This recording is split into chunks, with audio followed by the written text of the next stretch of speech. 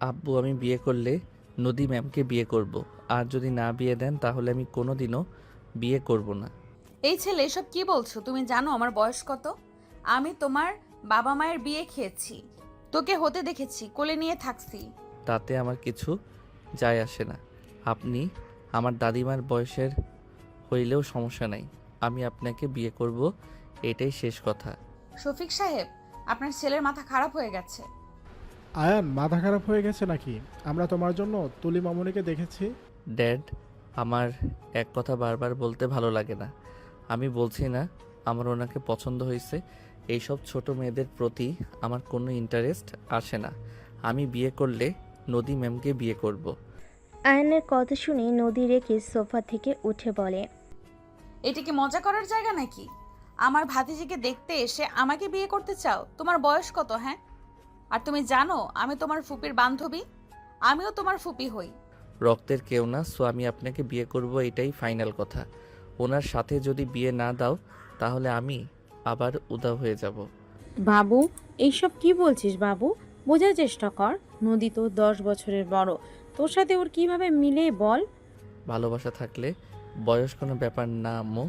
দেখো, তোমাদের কাছে দুইটা অপশন। এক, আমাকে ওনার সাথে বিয়ে দিবে, আর দুই, যদি বিয়ে না দাও তাহলে আমাকে হারাতে হবে। আয়নের কথাই আয়নের আম্মু বলে ওঠে, ওগো শুনছো? আমি আমার সন্তানকে আর হারাতে চাই না। ওই যদি নদীকে বিয়ে করে সুখে থাকে তাহলে আমাদের কি সমস্যা বলো?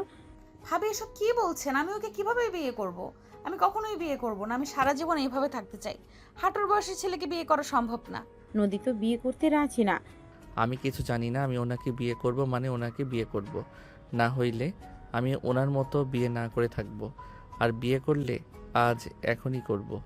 আমার অনুষ্ঠানে দরকার নাই। আয়ান, এটা বেশি হয়ে যাচ্ছে না? ওনাকে আমি আন্টি বলে এসেছি, তাকে হুট করে ছোট ভাইয়ের বউ হিসেবে কীভাবে দেখব?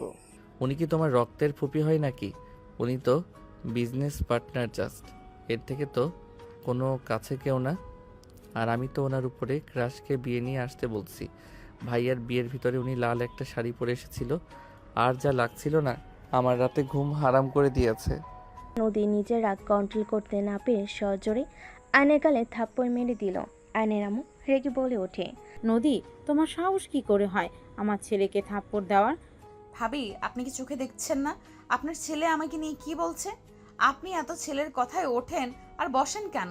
ছেলে অন্যায় করলেও আপনার চোখে পড়ে না? চুপ করো। আমার ছেলে তোমাকে পছন্দ করেছে, এটাই তোমার জন্য সৌভাগ্য। So funny. আপনার ছেলেকে কে বিয়ে করবে? আমার ভাতিজাকে ছোট করে আমাকে বিয়ে করবে? ভাবলো কিভাবে? আম্মু, তুমি কি আমার ভালোবাসার মানুষকে বিয়ে করতে অনুমতি দিবে? যদি দাও বাকিটা আমি দেখে নিব।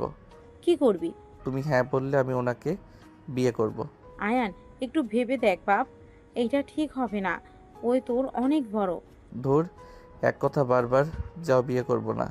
আয়ন চলে যেতে নিলে তখন নদীর আব্বু বলে ওঠে, আয়ান, তুমি কি আমার মেয়েকে সত্যি ভালোবাসো? হ্যাঁ, আমি আপনার মেয়েকে ভালোবাসি, বাট আপনার মেয়ে আমাকে পছন্দ করছে না। আমি নিজেই তোমার সাথে ওর বিয়ে দিব। সত্যি আঙ্কেল? শফিক, তুমি কি বলো? আব্বু কি বলেন এইসব? আগ্রহ জায়গায় বিয়ে দেওয়া ভালো। অনেক করেছো আমাদের জন্য, এখন নিজের চিন্তা করো। আব্বু মাথা খারাপ হয়ে গেছে নাকি? হাঁটুর বয়সের ছেলেকে বিয়ে করব? আয়ন নদীর সামনে দাঁড়িয়ে হাইট মেপে বলে, আপনি তো আমার কাঁধেরও নিচে পড়ে আছে।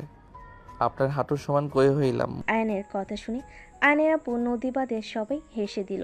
নদী রেগে বলে ওঠে, ফাজলামি করো? মোটেও না। আব্বু, আপনি অনুমতি দিলে বিয়ে করে ফেলবো। আয়ান, লিমিটের বাইরে যাও না। ওকে, বুঝেছি। আমি না থাকলে কারো কিছু যায় আসে না। ওকে, গুড বাই আম্মু, ভালো থেকো, আমাকে পারলে ক্ষমা করে দিও। আয়ন চলে যেতে নিলে আয়নের আম্মু আয়নের আব্বুকে বুঝাতে লাগলো। আয়নের আম্মু নদীকে বুঝাতে লাগলো। আয়নের আব্বু বলে ওঠে, নদী, আয়ানকে বিয়ে করে নাও। ওর ওকে সব সময় চাপে থাকবে, তাহলে ওই তোমার থেকে দূরে সরে যাবে। বিয়েটাই করো, পরে ডিভোর্স দিও। এসব কি বলছো? এটা কিভাবে হয়? নদীকে ওর আব্বু ব্ল্যাকমেল করলে নদী রাজি হয়ে যায়। এইদিকে আয়ন চলে গেলে গেটের বাইরে পা দিবে, তখন রাফি দৌড়ে এসে আয়নকে ধরে বলে, আয়ান, ভিতরে যা। সবাই রাজি হয়েছে, আমি কাজীকে ডেকে নিয়ে আসছি। সত্যি? হ্যাঁ। ওকে, বাট আমি কাজই নিয়ে যাব। আয়ন রাফির সাথে যেতে লাগলো। দুজন কাজীকে নিয়ে বাসায় চলে আসলো। আয়ন নদীর পাশে বসলো। দুজনে বিয়ে পড়িয়ে দিল। বিয়ে পড়ানো শেষ হলে কাজীকে মোটা অঙ্কের টাকা দিয়ে বিদায় করিয়ে দিল। আয়ন খুশি হয়ে নদীকে বলল, বউ, তোমার রাগী লুকটা জোস। তুমি এত সুন্দর কেন? যেই লুকে থাকো না কেন তোমাকে জোস লাগে। স্টুপিড ছেলে, তোর কপালে দুঃখ আছে। আমাকে বিয়ে করতে বাধ্য করছিস না, দেখ আমি তোর কি হাল করি। হাহা, ভাই বোনের সেম দিমাগ। মানে? না কিছু না। আব্বু আম্মু, আই লাভ ইউ। আমার কত বড় উপকার করছো, তোমাদের বলে বোঝাতে পারবো না। তুই খুশি তো আমরা খুশি। আম্মু আব্বু, বউকে বাসায় নিয়ে যাব না? না, এখানে থাকবি তুই। আর নদীকে এত ভালোবাসোস, নদী যেখানে যেখানে যাবে সেইখানে তোকেও যেতে হবে। ওকে, আমি রাজি। কতটা বেহায়া ছেলে। ওই, তোর আম্মু যে তোর ভালোর জন্য আমার সাথে বিয়ে দিল, যাতে তোকে হারাতে না হয়, আর তুই এমন বেইমান যে আম্মুকে রেখে বউয়ের সাথে থাকতে চাস। ছুটিতে আম্মুর কাছে যাব।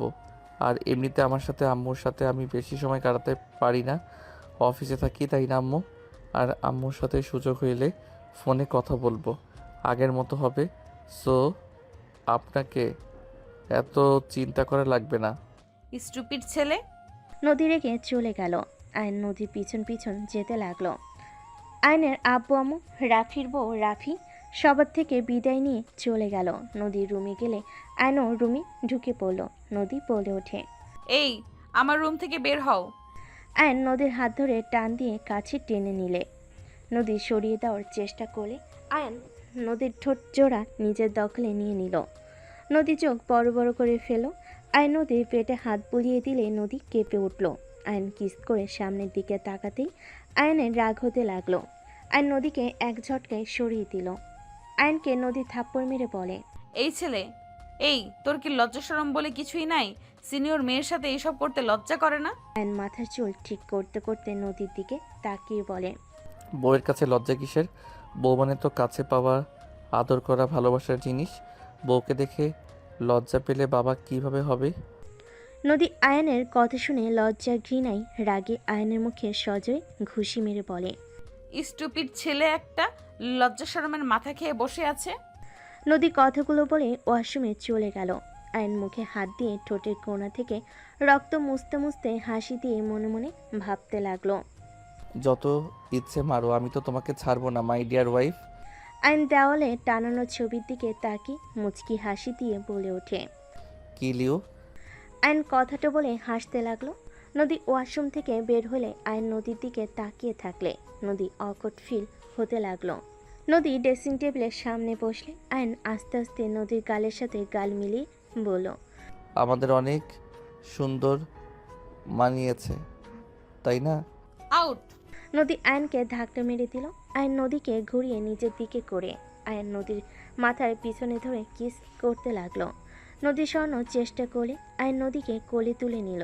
নদীকে আয়ন খাটের উপর ফেলে দিলে আয়ন ঝাঁপিয়ে পড়তে যাবে, তখন নদী আয়নের বুকে দু হাত দিয়ে ধরে থেকে বলে, ভুলে যাও না, স্ত্রীর অনুমতি ছাড়া তার সাথে শারীরিক সম্পর্ক করা উচিত না। আয়ন নদীর কথা শুনে মনে মনে কিছুক্ষণ ভেবে নদীর উপর থেকে উঠে বলে, স্ত্রীর বোঝা উচিত স্বামীকে এভাবে দূরে সরিয়ে দেওয়াও ঠিক না। স্বামীর মন ভাঙলে কি হয় জানেন তো? স্বামীর বিরুদ্ধে গিয়ে আমি জাহান্নামে যাব, তাও কাছে আসতে দিব না। ওকে যান, আপনার উপরে আমি মন খারাপ করব না। আপনি একদিন আমাকে ভালোবেসে কাছে টেনে নেবেন, সেদিনের অপেক্ষা থেকে গেলাম। বাট মাঝে মাঝে একটু জড়িয়ে ধরতে, কিস করতে দিলে হবে। কোনোটাই দিব না। ওকে বিয়ে করছি, কি হয়েছে? পরকিয়া করব, বউ কাছে যাইতে না দিলে? করো গা, না করছে কে? থাক গা, বউকে জোর করে ধরবো। ফালতু। নদী ফালতু বলে খাট থেকে উঠে ল্যাপটপ নিয়ে কাজ করতে লাগলো। আয়ান শার্ট খুলে পড়ল। একটু এসির পাওয়ার বাড়িয়ে দেন না, গরম লাগছে। ওইখানে রিমোট। আয়ন রিমোট নিয়ে বাড়িয়ে দিল। আয়ন পা ঝুলে বসে থাকতে লাগলো, পিছনের দিকে হাত দিয়ে। নদীর শীত লাগলে আয়নের দিকে তাকালো। আয়নের শরীর দেখে নদী চোখ সরিয়ে নিল। নদী ল্যাপটপে তাকিয়ে থেকে বলল, আয়ান, পাওয়ার কমাও, শীত লাগছে। আপনি চাইলে আমাকে জড়িয়ে ধরতে পারেন। স্টুপিড ছেলে মায়ের খেতে চাইলে পাওয়ার কমাও। জড়িয়ে ধরলে শীত লাগবে না, আমার অনেক গরম লাগছে। পাশের রুমে যাও। ঠেকা পড়ে নাই। তুমি তো আসলে নদী পুরো কথা শেষ না করে রেগে উঠে আয়নের কাছ থেকে রিমোট নিতে যাবে। আয়ন রিমোট সরিয়ে ফেলল। নদী রিমোট ধরতে নেওয়ার চেষ্টা করতে লাগলো। আয়ন এক হাত থেকে অন্য হাতে নিতে লাগলো। নদী বলে ওঠে, রিমোট দাও আয়ান, ফাজলামি করো না। দিব না, শীত লাগলে আমাকে জড়িয়ে ধরতে পারেন, আমি কিছু মনে করব না। আমি আপনার মতো না। আমার মতো না মানে? জড়িয়ে ধরলে চিল্লাইয়া ওঠেন। আমি অনেক মানবতা, কেউ জড়িয়ে ধরলে কিস করলে কিছু বলি না, দরকার হইলে তাকে আরও ব্যাক করে দেই। আয়নের কথা শুনে নদী রেগে বলে, কতজনকে জড়িয়ে ধরছো, কিস করছো? হাজার মাইয়াকে কিস করছি। স্টুপিড ছেলের জন্য এই অবস্থা। ভালো ছেলে হইলে এমন কাজ করতে না, বুঝলে? স্টুপিড বউ। নদী বিরক্ত হয়ে চলে গেল। নদী অনেকক্ষণ পর কাশতে লাগলো, নাক দিয়ে পানি পড়তে লাগলো। আয়ন পার কমিয়ে দিল। আয়ন বারান্দায় চলে গেল। নদী মিটিমিটি হাসতে লাগলো আর ভাবতে লাগলো, আমার থেকে বেশি চালাক তাই না? বোকা ছেলে বুঝতেই পারলো না, গ্লাস থেকে পানি নিয়ে নাকে দিয়েছি। নদী হাসতে লাগলো। এদিকে আয়ন বাইরে ভালোভাবে পর্যবেক্ষণ করতে লাগলো।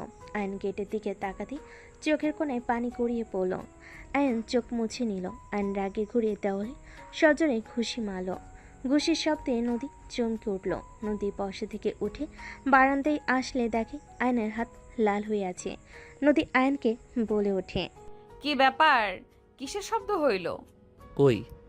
তোমার হাতের আঙ্গুলগুলো লাল হয়ে আছে কেন? বের হব। আয়ন কথাটা বলে সাইড কেটে রুমে গিয়ে শার্ট পরে নিল। আয়ন নদীকে কিছু বলতে না দিয়ে চলে গেল। নিচে নামতে যাবে তখনই নদীর ভাতিজির সাথী আয়নের হাত ধরে পড়ল। আপনাকে আমি চিনতে পারছি না মিস্টার আরুষ। সাথীর কথা শুনে আয়ন চমকে গেল। আয়ন সাথীর দিকে তাকাতেই সাথী বলে, সব প্রশ্ন এলোমেলো হয়ে যাচ্ছে। আমাকে বিয়ে করলেও তো এই বাড়ির মেয়ের জামাই হতে, আমাকে বাদ দিয়ে ফুপির মেয়েকে কেন বিয়ে করলে? সব জেনেও সবার সামনে আমার পরিচয় কেন দিলে না? তোমাদের সাথে অনেক অন্যায় হয়েছে। ফুপি কিন্তু এইসব বিষয়ে কিছু জানে না। তুমি আমার ফুপিকে ধোকা দিও না। ফুপি রাগী হতে পারে, কিন্তু মনের দিক দিয়ে উনি অনেক ভালো। তাকে এই বাড়িতে কাজ ফুপি দিয়েছিল। আরুষ, ফুপি লাইফে একবার ধোকা খেয়েছিল, আজও তাকে ভালোবাসে। সে 4 বাচ্চার বাবা হয়ে গেছে, তাও ফুপি তাকে ভুলতে পারে নাই। ও আচ্ছা। আমি জানি তুমি প্রতিশোধ নেওয়ার জন্যই এখানে এসেছো, তাই না? আরুষ ভাইয়া, প্লিজ আমার ফুপির কোনো ক্ষতি করো না। আমি তোমার ফুপা হই ভাইয়া, আবার কি জিনিস? আর আমি কার কি করব সেটা আমার একান্ত ব্যক্তিগত ব্যাপার। আর তুমি যদি কাউকে কিছু বলো, আমার আসল নাম কাউকে বলো, আমি তোমাকে বাঁচতে দিব না। আমাকে খুন করবে নাকি? দরকার হইলে তাই করব, হাত ছাড়ো। আয়ন এক ঝটকায় সরিয়ে দিয়ে আয়ন চলে গেল। সাথী আয়নের চলে যাওয়ার দিকে তাকিয়ে থেকে দেখতে লাগলো। আয়ন বাসা থেকে বের হইলে গেটের সজোরে একটা লাথি মারল। আয়ন রিকশায় উঠে চলে গেল। আয়ন মাঝ রাস্তায় নেমে বস্তিতে চলে গেল। তৃতীয় লিঙ্গেদের কাছে চলে গেল। আয়নকে দেখে সবাই অবাক হয়ে তাকিয়ে থাকলো। আয়নকে সবাই ঘিরে ধরলো। আয়ন সবার সাথে কথা বলতে বলতে চলে গেল। আয়ন একটা রুমে ঢুকতেই একজন আয়নের মাথায় হাত বুলিয়ে বলে, কত বছর পর আসলি বাবা, কেমন আছিস? আয়ন তৃতীয় লিঙ্গ ওই মহিলার দিকে ঘুরে জড়িয়ে ধরে কান্না করে দিল। কান্না করতে করতে বলে, খালা, সে আমাকে ছেড়ে কেন চলে গেল? আমার যে তাকে বড্ড মনে পড়ে। আমি যে তাকে ছাড়া কতটা অসহায়। সে কেন আমার ভালোটা চেয়ে আমাকে একা করে চলে গেল? আমি যে তাকে বড্ড ভালোবাসি, তার কথা আমার খুব মনে পড়ে খালা। আয়নের কথাগুলো শুনে কান্না করা দেখে তৃতীয় লিঙ্গের মহিলাটা চোখের পানি মুছতে লাগলো আর আয়নের মাথায় হাত বুলিয়ে দিতে দিতে বলে, বাবা কান্না করিস না, তুই কান্না করলে যে ওই অনেক কষ্ট পাবে। তুই তার জন্য দোয়া করিস, সেই যেন ওপারে ভালো থাকে। আমি তো দোয়া করি, কিন্তু আমার মন যে মানে না। আমার মনে হয় সেই আমার খুব কাছে কোথাও আছে। সেই আমাকে দেখছে কিন্তু আমার সামনে আসে না। আয়নের মাথায় হাত বুলিয়ে দিতে দিতে বলে, ওর দোয়া তোর উপর সব সময় আসে বাবা, কান্না করিস না। তুই বসেক, আমি তোর পছন্দের খাবার নিয়ে আসছি। খালা, আমি ওই বাড়িতে ঢুকেছি, আমি ওই বাড়ির মেয়ের জামাই হয়েছি খালা। আয়নের কথা শুনে তৃতীয় লিঙ্গ মহিলা রূপালী বলে ওঠে, এইসব কি বলিস? ওরা যদি জানে তোকে মেরে ফেলবে বাবা। তুই ওই বাড়ির কাকে বিয়ে করেছিস? ওই তুলিকে? না, আমি যাকে বিয়ে করেছি সেই ওই বাড়ির মেন পার্সন। ওনার কথায় সবাই উঠে আর বসে। আয়নের কথা শুনে রূপালী বলে, বাবা ওইখানে থাকা তোর জন্য ঠিক না, ওরা তোর ক্ষতি করতে পারে। তোর কিছু হইলে ওই যে অনেক কষ্ট পাবে। আমার কিছু হবে না, আমার হাতে অনেক পাওয়ার। তুমি হয়তো ভুলে যাচ্ছ আমার বাবা একজন বড় বিজনেসম্যান। আমার হাতে যে পাওয়ার আছে ওরা আমার কিছু করতে পারবে না। আর যাকে বিয়ে করেছি তাকে শুধু আমার প্রতি দুর্বল করতে হবে। আয়নের কথা শুনে রূপালী বলে, বাবা তুই প্রতিশোধ তোকে নিতেই হবে। তোর বাবা মায়ের সাথে থাক, এইসব ভেতরে যেতে হবে না। চিন্তা করো না খালা, আমার কিছু হবে না। অনেক ক্ষুধা লাগছে। রূপালী আয়নের জন্য খাবার রান্না করতে চলে গেল। আয়ন খাটে শুয়ে থেকে ভাবতে লাগলো। আয়ন অনেকক্ষণ ভাবনার জগৎ থেকে বের হয়ে দেখে ওর জন্য রূপালী খাবার নিয়ে এসেছে। আয়ন উঠে ফ্রেশ হতে চলে গেল। ফ্রেশ হয়ে এসে ঘরে বসলে রূপালী খাওয়াই দিতে লাগলো। আয়ন ওইখানে অনেকক্ষণ থেকে সন্ধ্যার দিকে বের হয়ে গেল।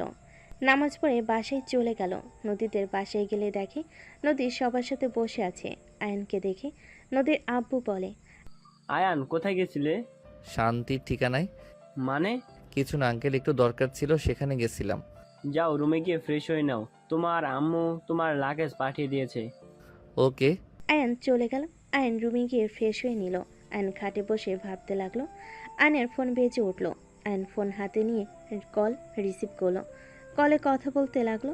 কথা বলা শেষ করে আয়নের মুখে হাসি ফুটে উঠলো।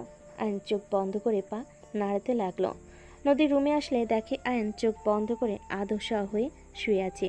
নদী আয়নকে বলল, আয়ান, নদীর কণ্ঠ শুনে আয়ন চোখ খুলে নদীর দিকে তাকিয়ে বলল, হ্যাঁ বলেন। আমার ভাই ভাবি ভাতিজিরা আসবে, তুমি তাদের সামনে আমাকে স্ত্রী হিসেবে পরিচয় দিও না। তুমি এই বাড়িতে আত্মীয় হয়ে থাকবে, ঠিক আছে? কেন? আমি চাই না ওরা জানুক যে আমি বিয়ে করেছি। না বলে বিয়ে করেছি জানলে সবাই অনেক কষ্ট পাবে। আমি কি তাহলে আমার বউকে রেখে অন্য রুমে গিয়ে ঘুমাবো নাকি? আমার রুমে থাকলেও তো আমি তোমাকে আমার কাছে থাকতে দিব না। তার থেকে অন্য রুমে থাকলে খারাপ কি?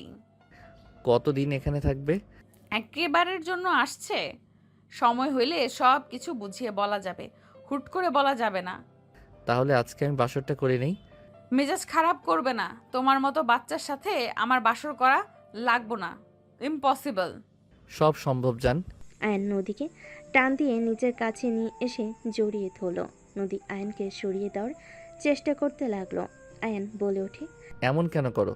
আমার কি অধিকার নাই তোমাকে আদর করার? আমার বাবা হতে হবে তাই আমি বাসর করব মানে করবই। আমার ভাতিজা ভাতিজিরা সব আমার সন্তানের কোনো দরকার নেই। আমার তো দরকার।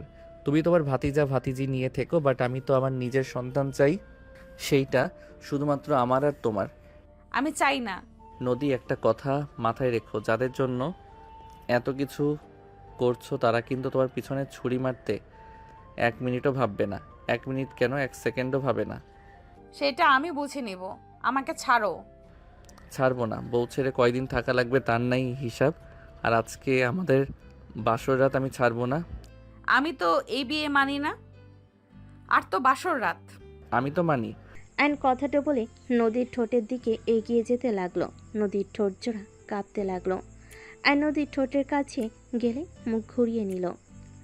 আয়ন নদীর মাথা সোজা করে ধরে নিজের দখলে নিয়ে নিল। নদী ধাক্কা মারে। আয়ন হাত ধরে টান দিয়ে আবার জড়িয়ে ধরে বলে, আমার কাছ থেকে দূরে গিয়ে লাভ নাই। আমি তো তোমাকে আজ আদর করবই, তুমি আমাকে বাধা দিতে পারো না। আমি চাইলে সব করতে পারি, আমাকে ছাড়ো আয়ান। নদীর কথা শুনে আয়ন নদীকে ছেড়ে দিয়ে সোজা দরজার কাছে গিয়ে লাগিয়ে দিল। আয়ন নদীর দিকে এগিয়ে আসতে লাগলো। নদী ফল কাটা চাকু হাতে নিয়ে সামনের দিকে ধরে বলে, আমার কাছে আসলে পেট ফুটো করে দিব। করলে করো, আমার সমস্যা নাই। তুমি যদি বাসরাতে বিধবা হতে চাও তাহলে মারতে পারো। আয়ন আমি মজা করছি না কিন্তু। নদীর কথায় আয়ন পাত্তা না দিয়ে নদীর কাছে যেতে লাগলো। নদী আয়নকে আঘাত করতে যাবে, সাথে সাথে আয়ন নদীর হাত ঘুরিয়ে পিছন থেকে জড়িয়ে ধরলো। নদীর পিঠে হালকা করে কিস করলে নদী কেঁপে উঠল। আয়ন নদীকে খাটের উপর ফেলে দিল, চাকুটা সরিয়ে ফেল। নদী কিছু বলার আগেই আয়ন নদীর উপর ঝাঁপিয়ে পড়ল। আয়ন নদীর দুহাত খাটের সাথে চেপে ধরে গলায় সারা শরীরে কিস করতে লাগলো। নদী মাতাল হয়ে যেতে লাগলো। আস্তে আস্তে নদী নিজের কন্ট্রোল হারিয়ে ফেলে। আয়নের সাথে তাল মিলিয়ে আদর করতে লাগলো। আয়ন মুচকি হাসি দিয়ে নদীর সাথে ভালোবাসার সাগরে ডুবে যেতে লাগলো। দুজন একে অপরকে আদর করতে করতে ক্লান্ত হয়ে গেল। নদী আয়নের বুকে মাথা দিয়ে শুয়ে পড়ল। আয়ন নদীর মাথায় হাত বুলিয়ে দিতে দিতে বলে, তোমাকে আমি ভালোবাসি নদী। আয়নের কণ্ঠ শুনে নদী চমকে উঠল। আয়নের উপর থেকে লাফ দিয়ে উঠে পড়ল। নদী নিজের দিকে তাকিয়ে লজ্জায় দৌড়ে ওয়াশরুমে চলে গেল। আয়ন হাসতে লাগলো। নদী ওয়াশরুমে গিয়ে গোসল করে বের হইলে আয়ন ভুরু কুচকে তাকালে নদী বলে ওঠে, বিড়াল ছেলে কোথাকার, আমার সাথে কাজটা ঠিক করলে না। আমি কি করলাম? প্রথমে আমি একটু আদর করছি, তারপর তো তুমি আমার সাথে পাল্টা আদর করলে। এখানে আমার দোষ দিতে পারবে না। আয়নের কথা শুনে নদীর লজ্জায় কিছু বলতে পারল না। নদী আলমারি থেকে পোশাক বের করে ওয়াশরুমে যাওয়ার আগে নদী ঢুকে পড়ল। নদী উপায় না পেয়ে রুমের ভিতরে পোশাক পরিবর্তন করে নিল। আয়ন গোসল করে নদীর পিছনে দাঁড়িয়ে হেয়ার ড্রাই করতে লাগলো। নদী আয়নের শরীরের দিকে তাকাতেই লজ্জা পেতে লাগলো। নদী ভাবতে লাগলো, ছি, এটা কি করলাম? এইটুকু ছেলের সাথে, ছি, লজ্জায় মাথা কাটা যাচ্ছে। বউ, তুমি এত সুন্দর কেন? আর এত সুন্দর ফিটনেস কিভাবে ধরে রাখছো? যুবতী মেয়েরাও তোমার কাছে হেরে যাবে। Just shut up. নদী কথাগুলো বলে নিচে চলে গেল। আয়ন পোশাক পরিবর্তন করে খাটে শুয়ে পড়ল। আয়নকে সাথে ডাকতে আসলে দেখে আয়ন ঘুমিয়ে গেছে। নদী খাবার খেয়ে সবার সাথে গল্প করে রুমে চলে আসলো। আয়নের পাশে শুয়ে পড়ি। নদী নিজের অজান্তেই আয়নের কপালে ঠোঁটের স্পর্শ এঁকে দিল। নদী হুট করে এমন কাজ করতে ভাবতে লাগলো, ছি, এটা আমি কি করলাম? এই ছেলে যে দুষ্টু, একবার প্রশ্রয় দিলে মাথায় উঠে বসবে। আর ওকে ভালোবাসা প্রকাশ করা যাবে না, করলে আমাকে ছেড়ে যাবে না। যেইভাবেই হোক এই বাড়ি থেকে বের করতে হবে। নদী কথাগুলো ভাবছিল। আয়ন হুট করে নদীর উপরে হাত তুলে দিল। নদী চমকে উঠল। আয়ন নদীর বুকে মাথা দিয়ে বিড়বিড় করে কিছু বলতে লাগলো। নদী আয়নকে সরিয়ে দিতে গেলে আয়ন আরও শক্ত করে জড়িয়ে ধরে। নদী উপায় না পেয়ে ডিম লাইট জ্বালিয়ে ঘুমিয়ে গেল। সকালে নদীর ঘুম ভাঙলে দেখে আয়ন নামাজে বসে কান্না করছে। নদী চমকে গেল। আয়ন মোনাজাত শেষ করে জায়নামাজের উপরে গুটিসুটি হয়ে শুয়ে থেকে কাঁদতে লাগলো। নদী আয়নকে ডাক দিল। আয়ান, কি হয়েছে? কান্না কেন করছো? আয়ন নদীর কণ্ঠ শুনে তাড়াতাড়ি করে নিজেকে স্বাভাবিক করে চোখের পানি মুছে ফেল। আয়ন জায়নামাজ তুলে ভাঁজ করে রেখে বলে, এই, আপনি নামাজ পড়বেন না? নাক ডেকে এত ঘুমান কেন? তুমি কাঁদছিলে কেন? তোমার মানুষের পার্সোনাল ব্যাপার থাকে যা কারোর সাথে শেয়ার করা যায় না, একমাত্র আল্লাহকে বলা যায়। আল্লাহ বলে লাভ হবে সেই আশায় তার কাছে কাঁদি। পার্সোনাল কিসের? আমাকে কি বলা যাবে? আমাকে তো স্বামী হিসেবে মেনে নাও নাই, তাহলে আমি কেন তোমাকে বলবো? ভালো, লাগেজ নিয়ে পাশের রুমে যাও। ওকে। আয়ন লাগেজ নিয়ে পাশের রুমে চলে গেল। নদী উঠে ফ্রেশ হয়ে নিল। ফ্রেশ হয়ে অজু করে নামাজে দাঁড়িয়ে গেল। নামাজ পড়া শেষ করে রুম থেকে বের হলো। নদী সোজা বাসা থেকে বের হয়ে হাঁটতে গেল। আয়ন রুমে শুয়ে থেকে ফোন চালাতে লাগলো। আয়ন মনে মনে ভাবতে লাগলো, আমায় কি চিনবে সেই মনে হয় না, বাট সাথী মেয়েটা কিভাবে চিনলো? আমার চেহারা তো অনেক পরিবর্তন হয়ে গেছে। যাই হোক, চিনলে চিনবে, তাতে সমস্যা কি? আমার তো শুধু নদীকে আমার বশে করতে হবে। আয়ন কথাগুলো ভাবতে লাগলো। 10টার দিকে আয়নকে নদী দিয়ে ডাক দিয়ে বলল, ওই নিচে যাও নাই কেন? খাবার খাবে না নাকি? বউ, কোনো খোঁজ খবর না নিলে সেখানে কিভাবে খাবো? সাথীনা ডাকতে এসেছিল, যাও না কেন? বউ ছাড়া খাইতে মন চাই নাই তাই। নিচে চলো, ভাইয়া ভাবি সবাই এসেছে। ওয়েট। আয়ন ফোনটা পকেটে নিয়ে রুম থেকে বের হয়ে নদীর সাথে যেতে লাগলো। আয়ন নিচে সিঁড়ি বেয়ে নামতে লাগলো। দুজন নিচে নামতে আয়ন বলে ওঠে, আসসালামু আলাইকুম স্যার। আয়নের কণ্ঠ শুনে সবে পিছনে ঘুরে তাকালে নদীর বড় ভাই তুলির আব্বু বলে ওঠে, ওয়ালাইকুম আসসালাম, কে তুমি? নদী ম্যামের বডিগার্ড। আয়নের কথা শুনে সবে অবাক হয়ে গেল। আয়নের দিকে তাকিয়ে তুলির আব্বু বলে ওঠে, বডিগার্ড হয়ে উপরে কি করো? ভাইয়া ওই মজা করছে। ওই রায়হান চৌধুরীর ছেলে আয়ান চৌধুরী আমাদের এখানে ঘুরতে এসেছে, আর এখানে কাজ আছে। নদীর কথা শুনে নদী তুলির আব্বু হাসতে লাগলো আর আয়নকে বলে ওঠে, তুমি তো অনেক মজার মানুষ, বসো বাবা। আয়ন সোফায় বসলে পাশে একটা ছোট্ট মেয়ে আয়নের কাছে আসলে আয়ন আদর করতে গেলে তুলির আব্বু বলে, এই হিজড়েটাকে দূরে সরা। তুলি, তোকে কতবার বলেছি তোর মেয়েকে দূরে রাখতে? আয়ন বাবা, কিছু মনে করো না। ভাইজান কতবার আয়শাকে নিয়ে এই রকম কথা বলতে না করেছি না? আয়েশা আমার কাছে আসো আপুমনি। আয়ান আয়েশাকে কোলে নিয়ে বলে। তোমার নাম আয়েশা? বাচ্চাটা মাথা নেড়ে হ্যাচু চোখ দেয়। আয়ান আয়েশার গালে চুমু দিলে সবাই অবাক হয়ে যায়। নদীর বেশ ভালো লাগলো। নদীর এক ভাতিজি সোনালি বলে ওঠে, আয়ন সাহেব, মাইশাকে ছেড়ে দিন। আপনার ঘৃণা হচ্ছে না? ঘৃণা কেন হবে? ওই কি মানুষ না নাকি? আপনার মুখ দেখে আমার বমি আসছে। আয়নের কথা শুনে সোনালির রাগ হইতে লাগলো। আয়ন আয়েশার সাথে দুষ্টামি করতে লাগলো। তুলি আয়নের দিকে অপলক দৃষ্টিতে তাকিয়ে থাকতে লাগলো। তুলির চোখের কোণায় পানি চলে আসলো। আয়েশা বলে ওঠে, আঙ্কেল, সবাই তো আমাকে ঘৃণা করে, আমাকে দেখতে পারে না। আপনি আমাকে আদর করছেন কেন? আমাকে দেখে কি আপনার ঘৃণা হচ্ছে না? আয়েশার কথা শুনে আয়নের বুকের ভিতর গিয়ে লাগলো। আয়ন আয়েশার কপালে চুমু দিয়ে বলে, দূর পাগলি, মেয়ে ঘৃণা কেন হবে? আর তুমি আমাকে ভাইয়া বলো।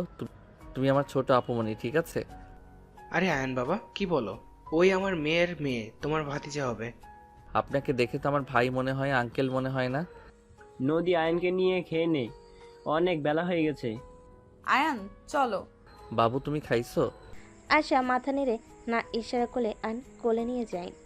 আয়ন নদী দুজনেই বসলে। খাবার দিলে আয়ন আয়েশাকে খাওয়াই দিতে লাগলো আর নিজে খেতে লাগলো। নদী আয়েশার দিকে মুগ্ধ নয়নে তাকিয়ে দেখতে লাগলো।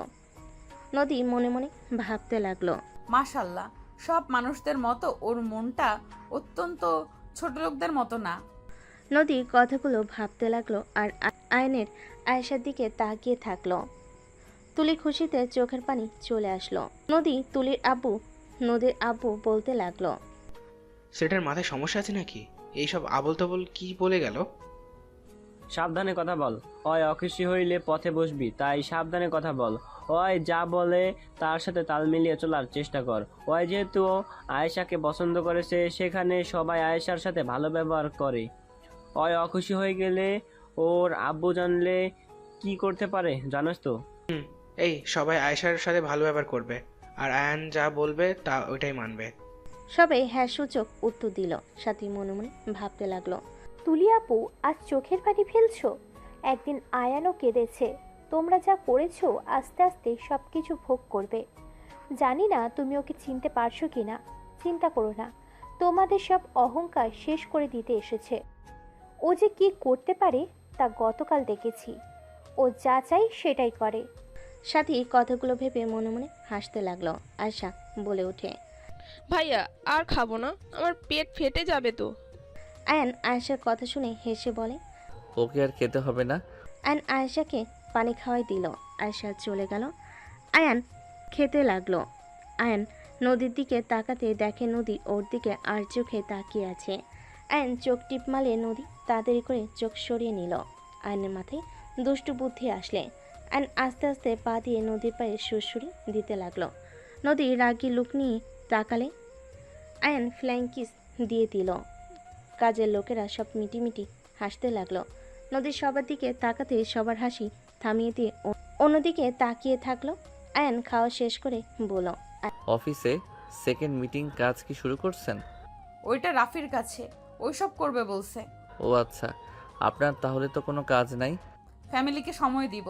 আয়ান নদীর কথা শুনে আস্তে আস্তে বলে ওঠে, জামাইকে সময় দিবেন না? নদী রাগী লুক নিয়ে তাকিয়ে দাঁতে দাঁত চেপে বলে, না। না দিলে আর কি করার? যাই দেখি কোনো গার্লফ্রেন্ড পটাতে পারি কিনা। আয়ান কথাগুলো বলে বের হয়ে গেল। নদী খাওয়া শেষ করে সবার সাথে বসে গল্প করতে লাগলো। রাতে আয়ান বাসায় আসলে সাথী বলে, আঙ্কেল, ছাদে চলেন। সবাই ছাদে আড্ডা দিচ্ছে। গুড, আঙ্কেল বলে ডাকবে। হুম। তুমি যাও, ফ্রেশ হয়ে আসছি। আয়েশা কিন্তু তুলির মেয়ে। বুঝেছিলাম। বাপ বাপকে ছাড়ে না। বেশি কথা বলো না, যাও। সাথী চলে গেল। আয়ন রুমে চলে গেল। আয়ন রুমে গিয়ে ফ্রেশ হয়ে নিল। পোশাক পরিবর্তন করে আয়ন ছাদে চলে গেল। আয়েশা আয়নকে দেখে দৌড়ে এসে জড়িয়ে ধরল। আয়নকে দেখে নদীর আব্বু বলে ওঠে, আয়ান বসো। আয়ন নদীর পাশে বসলো। সোনালি আয়নের পাশে বসলো। আয়ন নদীর দিকে ঘেঁষে বসলো। আয়েশা আয়নের কোলে এসে বসলো। নদী তুলির দিকে তাকিয়ে বলে, তুলি ডাক্তারের সাথে কথা বলছিলি কি? অপারেশনে কথা বলেছে। অপারেশন করলে ঠিক হয়ে যেতে পারে। তাহলে যত তাড়াতাড়ি পারস অপারেশন করে নে, যত টাকা লাগে আমি পাঠিয়ে দিব। জামাই কি এখনো রেগে আছে নাকি? তুই আয়েশাকে দেখতে পারে না, এখন আগের থেকে বেশি বাড়ছে। তোর জামাইকে আমি বুঝি না, নিজের সন্তানের জন্য এমন ব্যবহার কেন করে? শিক্ষিত না ছাই যত সব। ভাইজানকে আগেই বলেছি টাকা দেখে বিয়ে দিও না, মানুষের বাচ্চার সাথে দাও। আমার কথা তো কানে নেওয়ার প্রয়োজনই মনে করে না। রেগে যাওয়া স্বাভাবিক, ওসব বাদ দে। আয়ান আয়েশার দিকে তাকিয়ে দেখে আয়েশা আয়নের বুকে মুখ লুকিয়ে কান্না করছে। আয়ন আয়েশাকে তুলে বলে। আপু কান্না করে না, একটা গল্প শুনবে? আয়েশা বলে, ভাইয়া আমি কি অনেক পচা? না, তুমি পচা না। পচা হইলে এই সমাজের কিছু নোংরা মন মানসিকতার মানুষগুলো পচা। তোমাকে একবার গল্প বলি, তাহলে বুঝবে তোমরা পচা না। আমাদের মতো সুস্থ নোংরা মানুষের জন্য তোমাদের কতটা কষ্ট পেতে হয়। তুমি কি শুনবে?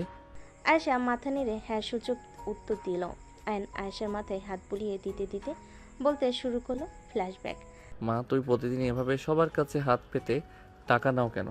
সবাই কত গালাগালি করে, আমার একদম ভালো লাগে না। তুমি আর এইসব কাজ করবে না। আমি পড়াশোনা করে বড় হয়ে একটা চাকরি নিব। চাকরি নিয়ে আমি আর তোমাকে এসব করতে দিব না।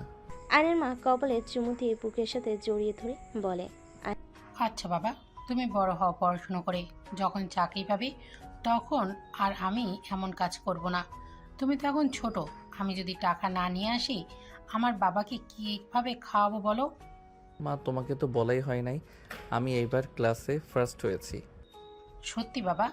হ্যাঁ। আয়নের মা আয়নকে চুমু দিয়ে বলে, যাও, আজকে আমি তোমাকে নুডলস রান্না করে খাওয়াবো। সত্যি আম্মু?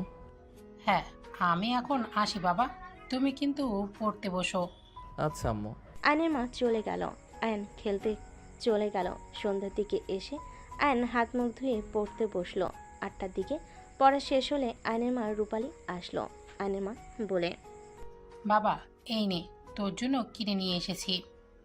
বাবা তুই নাকি ক্লাস ফার্স্ট হয়েছিস, খালাকে তো একবার বললি না? খালা তুমি তো ছিলে না। তোর পুরস্কার?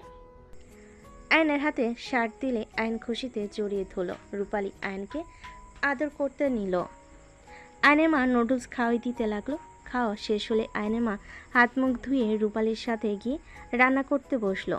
আয়নোর মায়ের পিছন পিছন ঘুরঘুর করতে লাগলো। 5 দিন পর আয়ন হাই স্কুল থেকে বের হয়ে রাস্তা দিয়ে হাঁটছিল। হঠাৎ করে দেখে ওর মা খালারা সবাই মিলে জ্যামের ভিতর টাকা তুলছে। আয়ন দাঁড়িয়ে থেকে দেখতে লাগলো। হঠাৎ করে দেখে একজন ওর মায়ের গায়ে হাত তুলো। আয়নের রাগ হতে লাগলো। আয়ন রেগে যেতে নিবে, তখন পিছন থেকে একজন হাত ধরে বলে, আরুষ যাস না, খালা তোকে দেখলে অনেক কষ্ট পাবে। মাকে ওই লোকটা মারলো। চল। রাকিব আয়নের হাত ধরে নিয়ে যেতে লাগলো। আয়ন হিজড়া পল্লীতে চলে গেল। আয়ন সোজা রুমে গিয়ে মন খারাপ করে বসে থাকলো। আয়নের মা আসলে আয়নকে দেখে বলে, আব্বুটার কি হয়েছে, মন খারাপ নাকি? আয়নকে ধরতে যাবে, আয়ন এক ঝটকায় হাত সরিয়ে দিল। আয়নের এমন ব্যবহারে আয়নের মা কষ্ট পেয়ে বলে, বাবা এমন কেন করছিস, কি হয়েছে আমাকে বল। আয়ন ওর মাকে কিছু না বলে উঠে চলে গেল। ফ্রেশ হয়ে পড়তে বসলো। মা বারবার আয়নের সাথে কথা বলার চেষ্টা করতে লাগলো। আয়ন চুপ করে পড়তে লাগলো।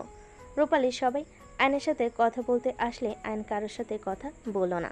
রাকিবকে জিজ্ঞেস করলে রাকিব বলে ওঠে, খালা তোমাকে যে রাস্তায় একটাই লোক মারছিল ওইটাই আরুষ দেখে ফেলে, আর স্কুলে অনেকেই আরুষকে নিয়ে অনেক কথা বলেছে, ওদের সাথে মারামারি দিয়েছিল, তার উপরে আবার তোমাকে মার খেতে দেখেছে। বাবা আমার তো কিছু হয় নাই, দেখ বাবা, তুই যদি আমার সাথে কথা না বলস আমি তাহলে কিভাবে থাকবো? তুই যে কথা না বললে আমার বুকটাই ফেটে যায়। একবার আমার সাথে কথা বল, তুই যা বলবি আমি তাই শুনবো, প্লিজ আমার সাথে কথা বল। আয়নের মাকে কান্না করতে দেখে আয়ন বলে ওঠে, মা তুমি এই কাজ ছেড়ে দাও, তোমাকে ওরা মারে, তুমি কিছু বলো না, হেসে উড়িয়ে দাও। মা আমার অনেক কষ্ট হয় তোমাকে নিয়ে কেউ বাজে কথা বললে। মা অনেকে আমাকে বলে তোমরা নাকি আমাদের নিজের মা না। মা তুমি প্লিজ এই কাজ ছেড়ে দাও। আমি তোমার কাছে কিছু বায়না করব না, তুমি এই কাজ করো না। যদি করো আমি আর তোমাদের সাথে কথা বলবো না, দরকার হইলে অন্য বাসায় কাজ করে খাবো। আমার এত বড় স্কুলে পড়তে হবে না। প্রমিস আমি আর এই কাজ করব না। আমি আগামীকাল থেকে বাসা বাড়িতে কাজ নেওয়ার চেষ্টা করব, আর এইভাবেই টাকা তুলব না। সত্যি তো? হ্যাঁ। আয়ন ওর মাকে জড়িয়ে ধরল। রূপালী রাকিব চলে যেতেই বলল। আয়নের মা রান্না করতে চলে গেল। আয়ন পড়তে বসলো। 10 দিন পর। আরুষ, আমি কাজ করতে গেলাম, তুই স্কুল থেকে ফিরে খেয়ে নিস। আচ্ছা মা। আয়নের মা চলে গেল। আয়ন রাকিব স্কুলে চলে গেল। আয়ন স্কুলে গেলে তুলি এসে সোজা আয়নের সামনে হাঁটুকে বসে বলে, আরুষ, আই লাভ ইউ। আমি তোমাকে ভালোবাসি। ছি, তুলি কি কও? আমার শরম লাগে তো। এই স্কুলের সব থেকে হ্যান্ডসাম ছেলে তুমি, এভাবে শরম পেলে চলে? তুমি তো সব মেয়েদের ক্রাশ। দূর, কি কও? আমার অনেক শরম পাচ্ছে। আমার প্রপোজ অ্যাকসেপ্ট করো। না, এসব আমি করব না। তুলির কথা শুনিস না, ওই অনেক অহংকারী মেয়ে, আমি দেখেছি। ওই সবার সাথে খারাপ ব্যবহার করে। তুই এত কথা কেন বলিস? চুপ করে থাক। আয়ান আমার প্রপোজ অ্যাকসেপ্ট করে তোমাকে কেউ বুলি করবে না, সবাই তোমাকে সম্মান করবে, কেউ তোমাকে অপমান করবে না। আর আয়ান, তুমি হিজড়াদের সাথে থাকা বন্ধ করে দিও। মানে কি? বাদ দাও, প্রপোজ অ্যাকসেপ্ট করো। না, সাইড দাও, ক্লাস শুরু হয়ে যাবে। ওকে, ফ্রেন্ড তো হতে পারো। 1 আর 2 ফ্রেন্ড না হইলে কেমন দেখা যায় বলো? ওকে ফ্রেন্ড। আয়ন তুলি একসাথে হাত ধরে যেতে লাগলো। দুজন একসাথে সামনে ছিটে বসে পড়ল। দুজন মনোযোগ দিয়ে ক্লাস করতে লাগলো। দুজনের ভিতর অনেক ভালো ফ্রেন্ডশিপ হয়ে গেল। এভাবেই চলতে লাগলো 1 বছর পর। আরুষ, আজকে তোমাকে আমাদের বাসায় যেতেই হবে। না, আমার ভয় লাগে। তোমার আব্বু আম্মু আবার কি বলবে? আরে কিছু হবে না, আব্বুকে বলেছি আমি তোমাকে ভালোবাসি। এই কি বল? আমি তোমাকে ফ্রেন্ড হিসেবে ভালোবাসি। ওই একই হলো, চলো। তুলি আয়নকে টেনে নিয়ে যেতে লাগলো। আয়নকে টেনে গাড়িতে তুলে নিল। আয়নকে নিয়ে বাসে চলে গেল। বাসের ভিতরে গাড়ি থামলে দুজন নেমে পড়ল। আয়ন তুলির সাথে যেতে লাগলো। আয়ন বাসার ভিতরে ঢুকলে তুলির আব্বু আম্মু সবাইকে সালাম দিল। আয়নকে দেখে তুলির আব্বু বলে ওঠে, বসো আরুষ, তোমার নাম আমার মেয়ের কাছে অনেক শুনেছি। ও আচ্ছা। আয়ন সামনের দিকে তাকাতেই আয়ন বলে, মা, তুমি এখানে কি করো? আয়নের কথা শুনে সবাই অবাক হয়ে গেল। আয়নের মাকে জড়িয়ে ধরল। ওর মা বলে ওঠে, এই ছেলে, কে তুমি? আমাকে কেন মা বলছো? আমাকে ছাড়ো। মা, এসব কি বলো? আমি আরুষ, তুমি আমাকে চিনছো না নাকি? এই ছেলে, ওই তোমার মা কিভাবে হবে? তোমার মাথা ঠিক আছে? আঙ্কেল, এইটাই তো আমার মা। কি বলো? হিজড়াটা আবার মা হয় কিভাবে? আরুষ, তোমার মা কিভাবে হবে? তুমি ওকে ছাড়ো। ওই তুই যা এখান থেকে। আব্বু তোমাকে কতবার বলেছি ওকে এখান থেকে সরিয়ে দিতে। আঙ্কেল, আমার মায়ের সাথে খারাপ ব্যবহার করবেন না। আরুষ, হিজড়া কিভাবে মা হয়? উনি নিশ্চয়ই তোমাকে কিডন্যাপ করেছিল। বড় সাহেব, এই ছেলের সাথে আমার কোনো সম্পর্ক নাই। আমার কিভাবে সন্তান হবে? মা, তুমি এসব কি বলো? আমার মা তো তুমি। আমি কিন্তু রেগে যাচ্ছি। আব্বু, আমি জানতাম না। সবাই বলতো, আমি ভাবছি হয়তো আরুষ সবাইকে উপকার করে সবার সাথে মিশে তাই, বাট ওই যে হিজড়াকে মা ডাকে এইটা আমি কিভাবে বুঝবো? বারবার হিজড়া কেন বলেন? এ নিয়ে আমার মা। আমার মা কোনো হিজড়া না। আমার মা কিডন্যাপার না। চুপ কর। হিজড়ারা কোনোদিন মা হতে পারে নাকি? ওই তোকে কিডন্যাপ করে নিয়ে এসেছে। তার মানে এই হিজড়া, তুই কার ছেলেকে কিডন্যাপ করেছস? ওই ধর ওকে, পুলিশে দিব। অন্যের বাচ্চাকে কিডন্যাপ করার শিক্ষা দিচ্ছি। আমার মেয়ের দিকে সবসময় তাকিয়ে থাকোস। আব্বু, ওই আমাকে হুটহাট করে ধরে, আমাকে আদর করতে আসে। আমার মনে হয় ওই আমাকে কিডন্যাপ করার জন্য এত ভালো ব্যবহার করতো। আপনারা এইসব কি বলছেন? আমি তুলিকে সন্তানের মতো দেখি। আমি তুলিকে কিডন্যাপ কেন করব? বের হয় এই বাসা থেকে। আমার মেয়ের দিকে চোখ তুলে তাকাস। সাহেব, আমার চাকরিটা নিয়ে নেন না। আমি কিডন্যাপার না। আমি ভালোভাবে কাজ করে খেটে খেতে চাই। তুলির আপু আয়নের মাকে গালাগালি করতে লাগলো। আয়নের মা পায়ে ধরলে তুলির আপু লাথি মারে।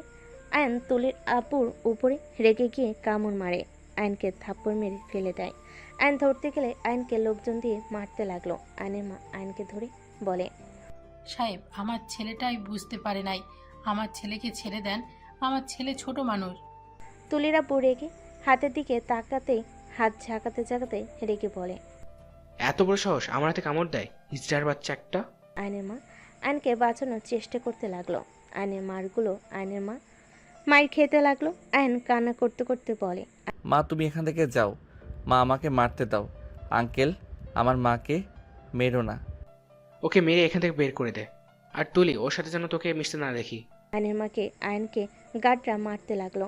আয়নের মা রেগে গিয়ে বলে ওঠে, মিস্টার খান, আমি হিজড়া বলে আমার সন্তানের শরীরে রক্ত ঝরালেন। আমি আপনাকে অভিশাপ করে যাচ্ছি, আপনার মেয়ে কখনোই সুখী হবে না। একটা হিজড়ার দোয়া। আয়নের মায়ের কথা শুনে রেগে তুলির আব্বু চুলের মুঠো ধরে থাপ্পড় মারতে মারতে বলে, আমাকে মেয়েকে অভিশাপ দেস? দেখ তোর আমি কি হাল করি। আঙ্কেল, আমার মাকে ছেড়ে দেন। তুলির আব্বু আয়নের মাকে থাপ্পড় মারতে মারতে চুলের মুঠি ধরে টেনে হেসে নিয়ে যেতে লাগলো। আয়ন তুলির পায়ে ধরে বলে, তুলি, আমার মাকে ছেড়ে দিতে বলো না। আমার মা কিডন্যাপার না। আমার মা তোমাকে কিডন্যাপ করতে চাই নাই। আমার মা সবাইকে ভালোবাসে। আমার মাকে ছেড়ে দিতে বলো না। তুলি আয়নকে লাথি মেরে সরিয়ে দিয়ে বলে, চুপ করো।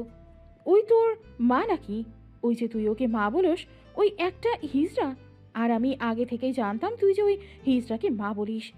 আমি আব্বুকে আগেই বলেছিলাম, ওই হিজড়াকে দেখলে আমাদের বাপ বেটির বমি আসে। শুধুমাত্র আমার ফপির জন্য ওকে এই বাড়িতে রাখতে হয়েছে, না হলে কবে ঘাড় ধাক্কা দিয়ে বের করে দিতাম। আর ওই হিজড়ার ছেলে হয় আমাকে সেকেন্ড করে দেস। আমি স্কুলে টপ ছিলাম, হুট করে এসে তুই আমার লাইফটাই এলোমেলো করে দিয়েছিস। এক কাজে দুই কাজ হয়ে গেল। এই বাড়ি থেকে তোর মাকেও সরিয়ে দিলাম, আর তোর আর ওই স্কুলে পড়তে হবে না। দেখ, তোকে স্কুল থেকে বের করে দিবে। তুলি কথাগুলো বলে হাসতে লাগলো। আয়ন তুলির কথা শুনে রেগে তুলিকে মারতে লাগলো। তুলির আম্মু সাথী দৌড়ে এসে আয়নকে সরিয়ে দেওয়ার চেষ্টা করতে লাগলো। আয়ন তুলির চুল ধরে থেকে বলে, তোকে আমি শেষ করে ফেলবো। তুই এত খারাপ। আরুষ ছাড়ো। বডিগার্ডকে ডাক দিলে আয়নকে চুলের মুঠি ধরে মারতে মারতে নিয়ে যেতে লাগলো। আয়নকে ধাক্কা দিয়ে ওর মায়ের উপর ফেলে দিল। দুজনকে টেনে গেট দিয়ে বের করে দিল। আয়ন গেটে লাথি মেরে বলে উঠল, খান সাহেব, আমি একদিন তোকে তোর মেয়েকে এই বাড়িতে থেকে বের করে দিব। একদিন আমি অনেক বড় হব, সেদিন আমি তোকে ঘাড় ধাক্কা দিয়ে বের করে দিব। তোর অহংকার আমি ভেঙে ফেলবো। আমার মায়ের শরীরের রক্ত ঝরিয়েছিস না, আমি তোর রক্ত ঝরাবো। আয়নের কথা শুনে সবাই হাসতে লাগলো। তুলির আব্বু বলে ওঠে, তুই বড় হতো দূর, তোকে কেউ কোনোদিন চাকরিও দিবে না। যেই জানবে তুই হিজড়ার ছেলে, তোকে আর কখনো কোনো স্কুলে ভর্তি করবে না, তোর সাথে কেউ মিশবে না। যতদিন হিজড়া তোর সাথে থাকবে ততদিন তুই কিছুই করতে পারবি না। প্রতিনিয়ত তুই সবার কাছ থেকে অবহেলা পাবি, তোকে কেউ ভালোবাসবে না, ঘৃণা করবে, ছিছি করবে। চাকরি তো দূর, তুই কোনোদিন মানুষের পাশে দাঁড়াতে পারবি না, তোর মায়ের পরিচয় ছাড়া যদি তুই কিছু করতে পারস। তুলির আব্বুর কথা শুনে আয়ন বলে ওঠে, আমার মাকে নিয়ে আমি তোকে দেখিয়ে দিব।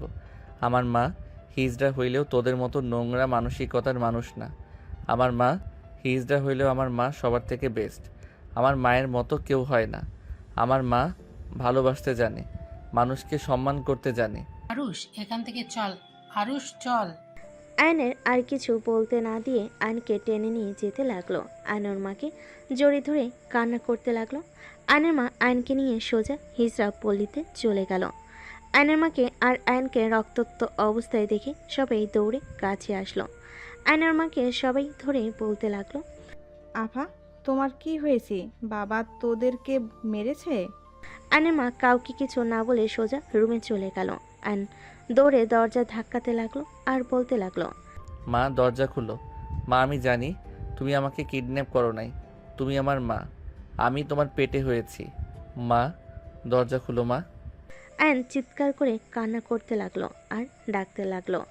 বাকি হিজড়ারাও ডাকতে লাগলো। অনেকক্ষণ ধাক্কাধাক্কি করে দরজা যখন খুলে যায়, ভিতরে ঢুকতে দেখতে পাই আয়নের মা ফ্যানের সাথে ঝুলছে। সবাই চিৎকার দিয়ে কান্না করতে লাগলো। আয়ন ওইখানেই থমকে গেল। আয়ন পাথরের মতো উপরের দিকে তাকিয়ে থাকতে লাগলো। সবাই মিলে নামালে আয়নকে রাকিব ধরে আয়ন জোরে চিৎকার দেয়। দৌড়ে গিয়ে ওর মাকে জড়িয়ে ধরে বলে, মা, তুমি আমাকে ছেড়ে কিভাবে যেতে পারলে? মা, আমি তোমাকে ছাড়া কিভাবে থাকবো? মা, আমি যে তোমাকে ছাড়া থাকতে পারবো না। মা, চোখ খুলো না মা, তুমি কিডন্যাপার না। মা, তুমি শুধু আমার মা, তুমি হিজড়া না। মা, আমি তোমার সন্তান। প্লিজ মা, চোখ খুলো। মা, আমাকে ছেড়ে তুমি চলে যেতে পারো না। মা, তুমি যদি আমাকে ছেড়ে চলে যাও, আমাকে কেউ সকালে ডেকে তুলবে মা। মা, কে তোমার মতো আমাকে বুকে জড়িয়ে ভালোবাসবে মা? মা, চোখ খুলো না মা, আমি আর কোনো দিন তোমার কাছে কিছু চাইবো না। মা তুমি চোখ খুলো, আমি আর বায়না করব না। মা আমি তোমাকে ইনকাম করে খাওয়াবো। মা উঠো না, চোখ খুলো না মা। আয়ন জোরে চিৎকার দিয়ে কান্না করতে লাগলো। আয়নের কান্না দেখে সবাই কান্না করতে লাগলো। আয়নকে কি বলে সান্ত্বনা দিবে বুঝতে পারল না। রূপালী আয়নকে বোঝানোর চেষ্টা করতে লাগলো। আয়ন অজ্ঞান হয়ে গেল। আয়নের জ্ঞান ফেলে দেখে ওর মা আর নাই, বাসায় কেউ নেই। আয়ন উঠতে যাবে, একটা কাগজ দেখে আয়ন কাগজটা তুলে দেখতে পেল। রূপালি, জানিস ছোটবেলা থেকে বাবা মা আমাকে ফেলে চলে যায়। আমি হিজড়া বলে ছোটবেলা থেকেই অনেক কষ্টে বড় হয়েছি। তোদের সাথে সময় কাটিয়ে নিজের কষ্টগুলো ভুলে থাকার চেষ্টা করতাম। কতবার আত্মহত্যা করতে চাইছি, পারি নাই। 14 বছর আগে আমি আত্মহত্যা করতে গিয়েছিলাম স্টেশনে। ওইখানে গেলে আমি আরুষকে পাই। আরুষের কান্নার শব্দে আমাকে বারবার আত্মহত্যা করতে বাধা দিয়েছিল। রেগে আরুষকে ধমক দিয়েছিলাম। আরুষ দৌড়ে এসে আমাকে জড়িয়ে ধরে যখন মা বলে ডাক দিল, তখন আমি যেন থমকে যাই। বুকের ভেতরে অনেকটাই আনন্দ হচ্ছিল। আমি আরুষকে বারবার সরিয়ে দেওয়ার চেষ্টা করি, কিন্তু আরুষ আমার কাছে বারবার আসতো। ক্ষুধা লেগে আমার দুধ খাইতে চাইতো। বিরক্তি হয়ে ওকে রেখেই চলে যাচ্ছিলাম। অনেক দূর যাওয়ার পর মা শব্দটাই কানে আসলে আমি আবার গিয়ে দেখি অনেকগুলো কুকুর ওকে ঘিরে ধরে। ওই ভয়ে কান্না করছিল। আমি ওকে কুকুরের থেকে বাঁচাই, বুকে টেনে নেই, অজ্ঞান হয়ে যায়। আমি ওকে নিয়ে বাড়ি চলে আসি। তারপর তো জানোসই, ওকে সবার আড়ালে লুকিয়ে বড় করতে থাকি। বড় আম্মার সামনে আরুষ যখন প্রথম ধরা খায়, কত মার খাইতে হয়েছে। আমি সব কিছু ভুলে তাও আরুষকে ছাড়ি নাই। আজ বুঝতে পারছি আমি আরুষের ভালো না। আমি আরুষের জীবন শেষ করে দিলাম। আমাদের সাথে থাকার জন্য ওকে প্রতিনিয়ত সবাই অবহেলা করত। ছোট ছেলেটাই আমরা কখনো বলতো না। রাকিব সব সময় আমাকে সব বলে দিত। আমি ওর বাবা মাকে খোঁজার চেষ্টা করতাম, যে ওর বাবা মাকে পেলে ওকে দিয়ে দিব। আমি ওর বাবা মায়ের খোঁজও পেয়েছিলাম। আরুষের 8 বছর সময় মনে আছে? সবাই যখন আরুষের খোঁজ করলি, আমি বলেছিলাম আরুষকে অন্য স্কুলে ভর্তি করে দিয়ে এসেছি। আসলে আমিও ওর বাবা মায়ের কাছে দিয়ে এসেছিলাম, কিন্তু আরুষ ওখানে থাকে নাই। দিন রাত কান্না করতো আর মামা করতো। আরুষের আম্মুর ওপর না পেয়ে আমাকে নিয়ে যেতে বলে। আরুষ বড় হইলে তারা নিয়ে যাবে। মাঝে মাঝে একজন মহিলা আসতো, সেই আরুষের মা ছিল। আমি বুঝে গেছি আমি বেঁচে থাকলে আরুষের জীবন ধ্বংস হয়ে যাবে। ওই সারা জীবন আমার মতো দুঃখের জীবন হয়ে যাবে। আমি বেঁচে থাকলে কখনোই ওর বাবা মায়ের কাছে যাবে না। আমি চলে যাচ্ছি।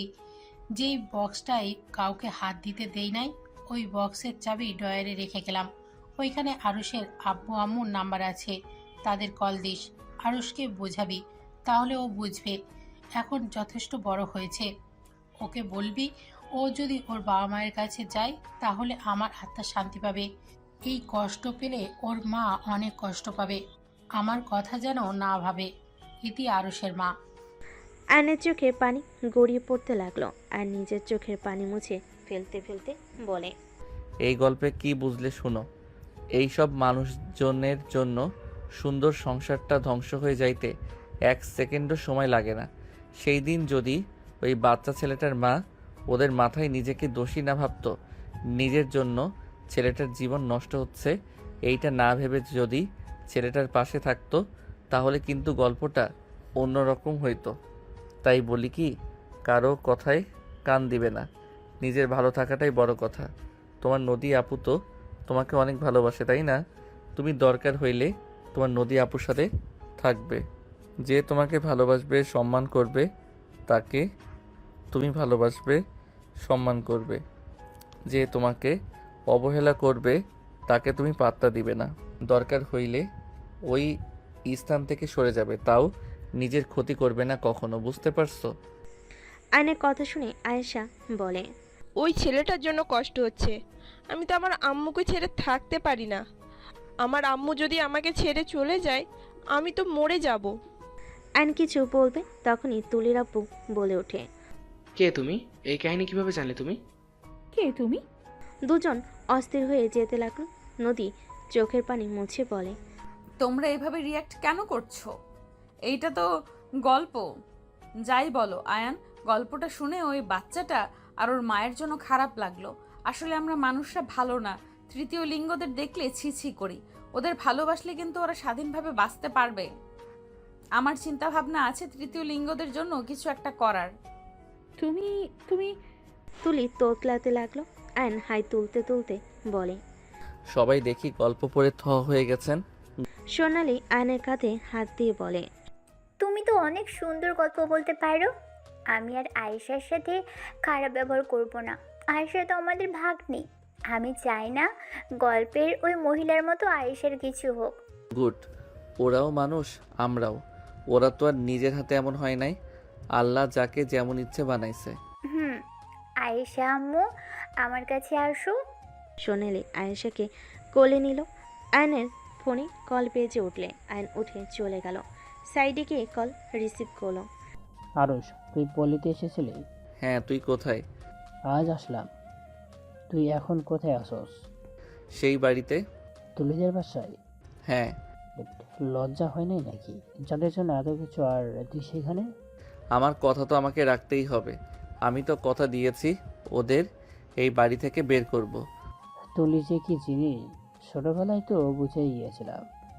ওরা যদি বুঝতে পারে তোকে মেরে ফেলবে আয়ান। চৌধুরী বাড়ির ছেলের গায়ে হাত দেওয়ার সাহস ওদের হবে না। আমার আব্বুকে দেখে ওরা ভয় পায়। তারপরও সাবধানে থাকিস। আর সকালে আসবি নাকি? তোর সাথে অনেক বছর ধরে দেখা হয় না। রাফি ভাইয়ের সাথে দেখা করা লাগতো। দেখা করে আয়। যাব। আগে তোর সাথে দেখা করে নিই। আর শোন, আমি যে কোম্পানিতে জব করি, এইখান থেকে যদি নদী ম্যাডামদের সাথে না ডিল করি, ওনারা পথে বসে যাবে। নদী ম্যামকে জানি। আমার স্ত্রী। আচ্ছা ভাই, তোর সাথে সকালে দেখা করব। রাকিবকে কিছু বলার সুযোগ না দিয়ে আয়ন ফোন কেটে দিয়ে চলে গেল। আয়ন নদীর পাশে বসে থাকলো। সাথী চা এগিয়ে দিল। আয়ন সাথীকে বলে ওঠে, কি ব্যাপার সাথী, তুমি সবসময় কাজ করো, এখন তো এই বাড়িতে সবাই এসে গেছে, তারা কোনো কাজ না করে পায়ের উপরে পা তুলে খায় কেন? আয়ান, কিছু মনে করো না। আমাদের বাসার ব্যাপারে তুমি কথা না বললে খুশি হব। তুমি এই বাড়ির অতিথি, তোমার যা লাগবে বলবে, সাথে সাথে হাজির হয়ে যাবে। আপনার জীবন লাগবে মানে? সরি, মজা করছি। আপনি বলেন, যা চাইবো তাই পাইবো, তাই বললাম। আয়নের কথায় সবাই হেসে দিল, শুধু তুলি আর তুলির আব্বু বাদে। তুলি ওর আব্বুর হাত ধরল। তুলির আব্বু তুলির দিকে তাকিয়ে আবার আয়নের দিকে তাকালো। আয়ন বলে ওঠে, এভাবে বোরিংভাবে বসে থাকতে কি মজা লাগে নাকি? দূর থাকেন, আমি রুমে যাই, আমার ঘুম পাচ্ছে। আয়নের কথা শুনে আয়েশা বলে ওঠে, ভাইয়া, আমিও যাব তোমার সাথে, ঘুমাবো। আয়ন আয়েশাকে বলে, ভাইয়ের সাথে ঘুমাতে হবে না, তুমি আমার সাথে ঘুমাও। ওদের কথা শুনে আয়েশা আর কিছু বলল না। আয়ন নিচে চলে গেল। আয়ন ভিলেন মার্কা হাসি দিয়ে ভাবতে লাগলো, হাত পা কাঁপছে, কেবল তো শুরু মিস্টার খান সাহেব। আমি আমার মায়ের প্রতিশোধ নেওয়ার জন্য আজ এত দূর এসেছি, তোমাদের তো আমি সুখে থাকতে দিব না। আয়ন রুমে চলে গেল। রুমে গিয়ে খাটের উপরে শুয়ে পড়ল। এইদিকে সোনালি বলে ওঠে, আমি আয়নকে খেতে দিয়ে আসি, ওই তো ঘুমিয়ে যাবে না খেয়ে। তোকে যেতে হবে না ভুয়া, তুমি যাও, ওকে খাবার দিয়ে দাও। আমি যাই, ও তো আমাদের কাজ করতে বলল, আর আব্বুও তো বলেছে ওর কথা শুনতে। সোনালি চলে গেল। নদীর মেজাজ খারাপ হইল। নদীর সাথীকে ইশারা করলে সাথী চলে গেল। সোনালি খাবার নিয়ে আয়নের রুমে গেলে দেখে আয়ন গেমস খেলছে। সোনালি বলে ওঠে, তুমি তো দেখি এখনো বাচ্চা। সোনালির কথা শুনে আয়ন উঠে পড়ল। আয়ন বলে ওঠে, তুমি এখানে কি করো? খাবার খেয়ে নাও। রেখে যাও। এখন খাও, ঠান্ডা হয়ে গেলে আর খেতে ভালো লাগবে না। তুই যাও তো, আমি পরে খেয়ে নিব। সোনালি খাবারের প্লেট রেখে আয়নের হাত থেকে ফোন কেড়ে নিয়ে বলল, এখন খাও। আমার ফোন দাও। আয়ন সোনালির সাথে পাড়াপাড়ি করে ফোন নেওয়ার চেষ্টা করতে লাগলো। নদী এসে এই অবস্থা দেখে বলে ওঠে, হচ্ছেটা কি? নদীর কণ্ঠ শুনে দুজন চমকে ওঠে। নদীর কণ্ঠ শুনে দুজন চমকে উঠে। সোনালি তাড়াতাড়ি করে সরে গেল আয়নের উপর থেকে। সোনালির মাথা নিচের দিক করে বলে, আসলে ফুপি, এই মেয়েটা একদম বেয়াদব, বলছি পরে খাবো, জোর করে আমার ফোন কেড়ে নিয়ে আমাকে খাওয়াতে এসেছে। ফালতু মাইয়া একটা, আজ থেকে আমাকে বাপ বলে ডাকবি, লজ্জা কোথাকার। আয়ান এসব কি বলো? বের হ এই রুম থেকে। আমি সোনালি, বের হ এই রুম থেকে। তোকে যেন এই রুমে আমি আর না দেখি। ফুপি, তুমি ওই ছেলের জন্য আমার সাথে এমন করলে? বের হয়ে যেতে বলছি না তোকে, বের হ। সোনালি কান্না করতে করতে দৌড়ে চলে গেল। নদী নিচের রুমে চলে গেল। আয়ন দৌড়ে নদীর রুমে গেল। নদী আয়নকে দেখে বলে, আমার রুমে কি? আয়ন নদীর পাশে বসে জড়িয়ে ধরে বলে, আই লাভ ইউ বউ। ছাড় আয়ান। বউ, তোমাকে ছাড়া ঘুম ধরবে না। বউ, রাতে দরজা খুলে রেখো।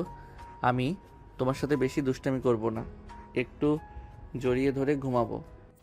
ছাড়ো আয়েশা, আমার সাথে থাকবে, তাই পাগলামি করবে না। এখান থেকে যাও, কেউ দেখে ফেলবে।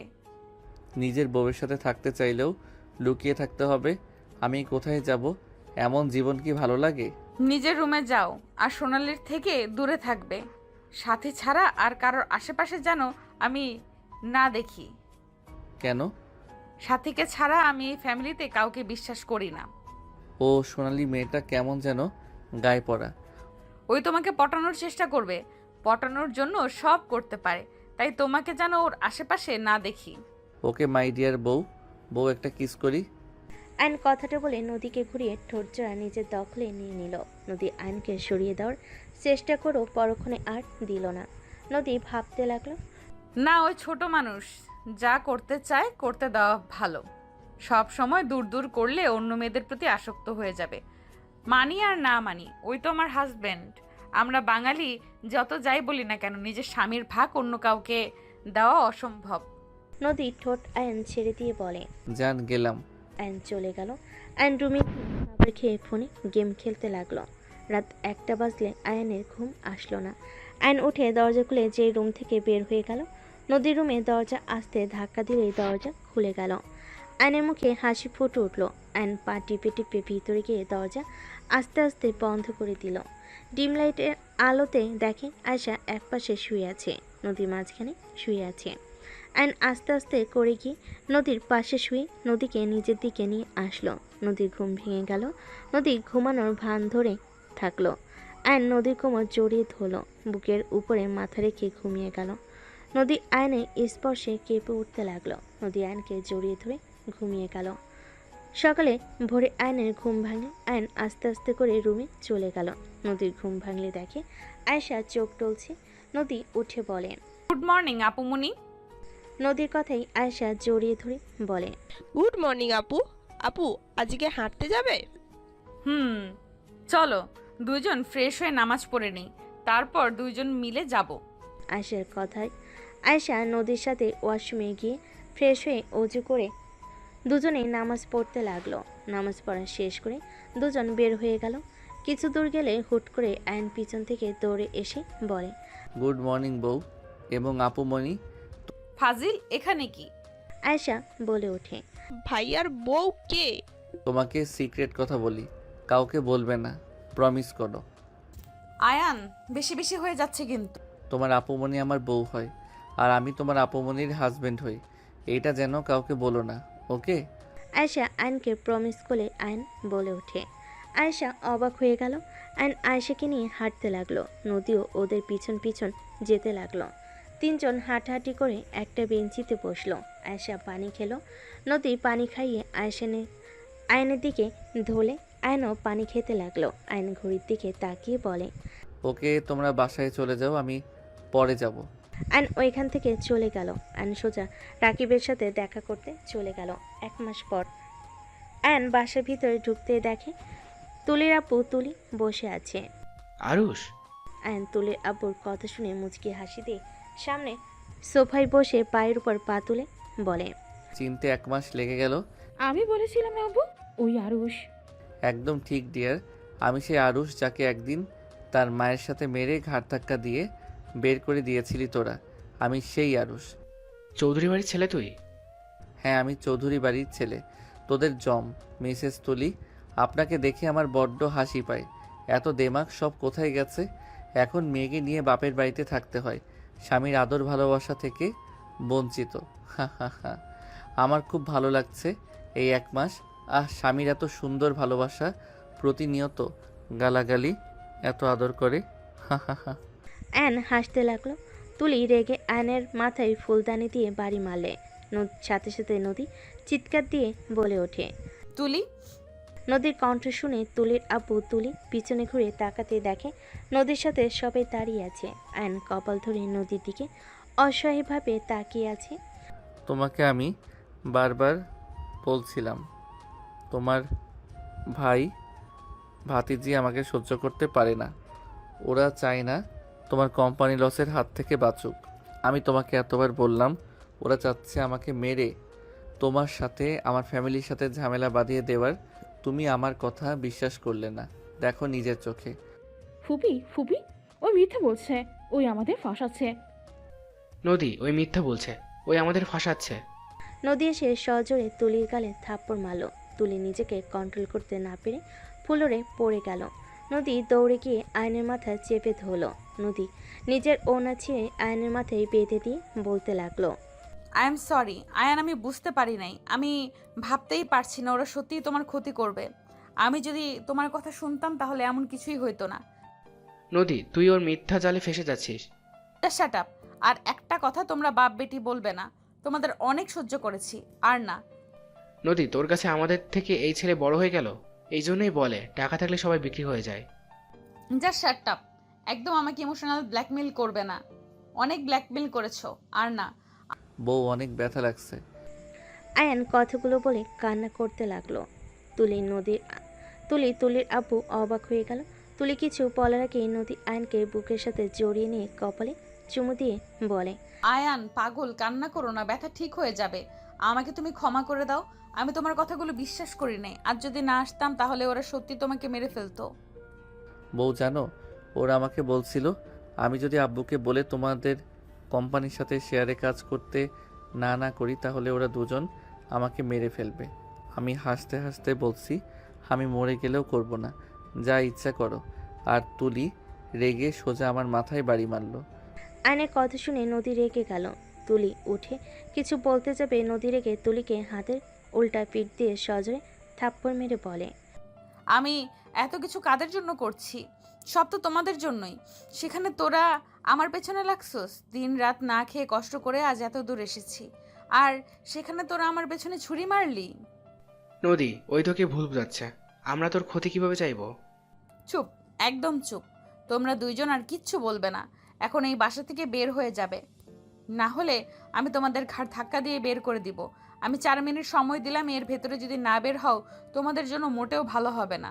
নদীর কথা শুনে তুলির আব্বু রেগে বলে ওঠে, কি করবি তুই? বের হব না, এটা আমাদের বাসা, বের হলে তুই হ। এইটা আমার বাসা, তোমার কিভাবে হয়? এইটা আমার নামে করে দিছস, ভুলে গেছস নাকি? আমি কবে তোমাদের নামে লিখে দিলাম? তুলি দলটা নিয়ে আয়। তুলি দলিল বের করে নিয়ে এসে দেখালো। নদী থমকে গেল। নদী বলে ওঠে, এইভাবে আমাকে ধোকা দিলে তোমরা? চুপ কর, এখন বের হ। আমি তোমাদের নামে মামলা করব। বাসা থেকে বের হয়ে যা ইচ্ছা কর, নাইলে ঘাট ধাক্কা দিয়ে বের করে দিব। আমার বাড়ি থেকে আমি কোথাও যাব না, আমি পুলিশ ডাকবো। আমার কাছে প্রমাণ আছে। কিসের প্রমাণ? নদী ওর ফোনের রেকর্ড বের করে চালু করে দিলে তুলির আব্বু অবাক হয়ে গেল। তুলি হুট করে ফোন কেড়ে নিয়ে সজোরে আছাড় দিয়ে ফোন ভেঙে ফেলো। নদীর আব্বু বলে ওঠে, বড় খোকা, তোরা যা শুরু করেছোস, তোদের কপালে দুঃখ আছে। আমার মেয়েকে ঠকিয়ে এই বাড়ি লেখে নিয়েছোস না? আমি তোকে অভিশাপ দিচ্ছি, তোদের কোনোদিনও ভালো হবে না। যার যেমন ইচ্ছা অভিশাপ দাও, ওর মাও তো ওকে অভিশাপ দিয়েছিল, তাতে কি হয়েছে? আয়েশাকে মেরে ফেললে সব সমাধান হয়ে যাবে। অবশ্যই কি বলো? ঠিক বলেছি, ওকে মেরে ফেললে তোর আর কোনো সমস্যা থাকবে না। আপু, আমি মরতে চাই না। নানুকে বলো না আমাকে মেরে যেন না ফেলে। আমি বেঁচে থাকতে তোমার ক্ষতি কেউই করতে পারবে না। ছি ভাই, তুমি এত নিচে নেমে গেছো। আর তুলি, তুই মা হয়ে এমন জঘন্য কাজ কিভাবে করতে পারিস? এই বুড়ো, তুমি আমাদের সাথে থাকবে নাকি মেয়ের সাথে? যদি থাকো এখানে থাকি যাও, নাইলে মেয়ের সাথে আউট হয়ে যাও। আল্লাহর দোহাই লাগে, বাপ বেটি এবার থামো। আল্লাহ ভয় পাও তোমরা, যা শুরু করছো। আম্মু চুপ করো। তোর দেখি সাহস বেড়ে গেছে। বোবা থাকতে বলছি, ভুলে গেছস? ওয়েট, মজা দেখাচ্ছি। এইসব হচ্ছেটা কি? সবাই পিছনে ঘুরে তাকাতেই তুলির আব্বু বলে ওঠে, চৌধুরী সাহেব, আপনার ছেলেকে এখান থেকে নিয়ে যান, যদি আপনার ছেলের ভালো চান তো। আমার ছেলেকে নিয়ে যাব মানে? আপনি আমাদের সামনে আমাদের বৌমাকে মারছেন, আপনার সাহস তো কম না। আরুষ, তুই কি কাপুরুষ হয়ে গেলি নাকি? তোর সামনে তোর স্ত্রী মরছে আর তুই চুপ করে তাকিয়ে দেখছোস? বউ মানে? মিসেস তুলি, হাই, চিনতে পারছো? রাকিব? একদম। বাহ, জানে মন, আমাকে চিনতে পারছো। গার্ড, এই রাকিব আর আয়নকে ধরো। আয়নের আব্বু আম্মু রাফি বলে ওঠে। খান সাহেব, আমার ভাইয়ের গায়ে হাত উঠলে আপনি কিন্তু শান্তিতে থাকতে পারবেন না। আমার শান্তির দরকার নাই। গাটা আয়ন রাকিবকে মারতে লাগলো, রাকিব ফাইট করতে লাগলো, আন মার খাইতে লাগলো। আয়ন শুধু তুলির আব্বুর দিকে তাকিয়ে আছে। রাফি ফাইট করতে গেলে আয়ন বলে ওঠে, ভাইয়া তুই সবাইকে নিয়ে এখান থেকে চলে যাও। রাকিব তুই এখান থেকে চলে যা, তোর স্ত্রী সন্তান আছে, তুই চলে যা।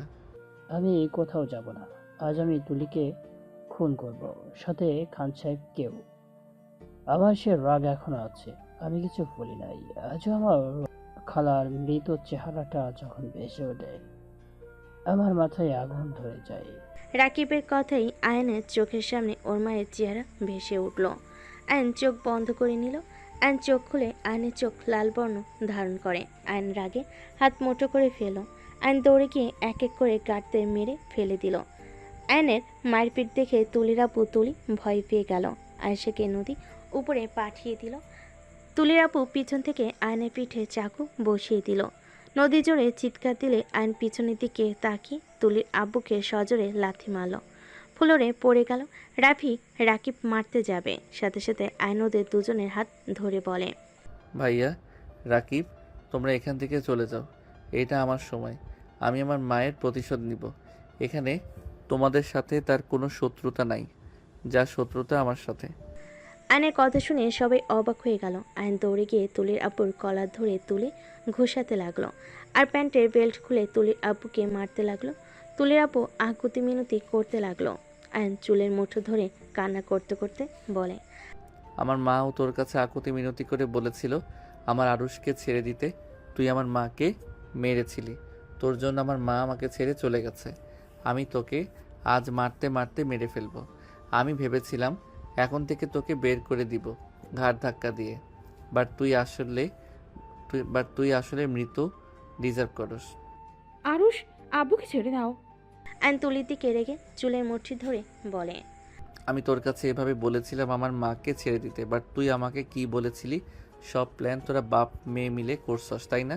আমি তোদের কিভাবে মারবো দেখ। আয়ন নদীর আব্বুর হাত থেকে লাঠি নিয়ে দুজনকে মারতে লাগলো। আয়নের যত শক্তি ছিল সব শক্তি দিয়ে মারতে লাগলো। আয়েশা দৌড়ে এসে আয়নের পা ধরে বলে, ভাইয়া আমার আম্মুকে ছেড়ে দাও, আমার আম্মুকে ছাড়া আমি থাকতে পারবো না। আমার আম্মু অনেক কষ্ট পাচ্ছে ভাইয়া, আমার আম্মুকে ছেড়ে দাও। আয়েশার জায়গায় নিজেকে দেখতে পেল। আয়ন রাগে এক বাড়িতে লাঠি ভেঙে ফেল। আয়ন হাঁটু গেড়ে বসে চিৎকার করে কান্না করতে করতে বলল, আমার মাকে তোরা ফিরিয়ে দে। তোদের কি ক্ষতি করেছিলাম আমরা? আমার মাকে কেন আমার থেকে কেড়ে নিলি? সেদিন যদি আমার মাকে এভাবে মেরে আমাদের বের করে দিতি, আজ তো অন্যরকম হতে পারতো। আজ আমার পাশে আমার মা থাকতো, আজ আমি সাকসেসফুল। অথচ যার জন্য এই সাকসেসফুল হতে চেয়েছি সেই মানুষটাকে তোরা কেড়ে নিয়েছিস।